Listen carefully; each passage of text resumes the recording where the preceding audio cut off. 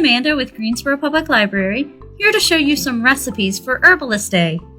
A herbalist, as defined by Merriam-Webster Dictionary, is a person who practices healing by the use of herbs, or a person who collects or grows herbs. They are the natural medicinal people of the past before modern medicine. Today's cookbook highlight is The New Healing Foods by Colleen Pierre, where she goes over different natural ingredients you can manipulate for those ailing problems, like tummy troubles. We will be working with ginger, good for what ails you. While ginger is quite flavorful, its ability to help calm upset stomachs is where the root really shines.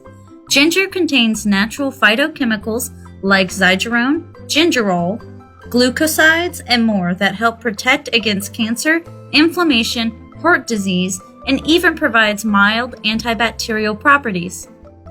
Step 1. Before using the ginger in anything, use a spoon to peel the root. This way you can get in all the nooks and crannies without hurting yourself with a veggie peeler.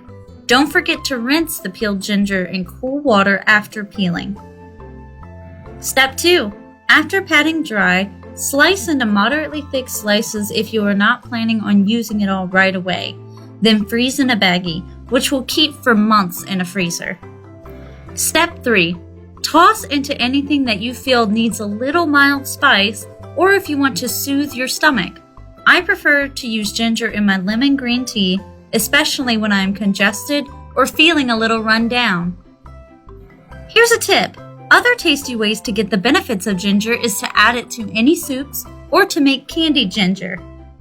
Personally, I find tea is the best way to get the most from your ginger, but it is always fun to experiment in the kitchen with this flavorful root.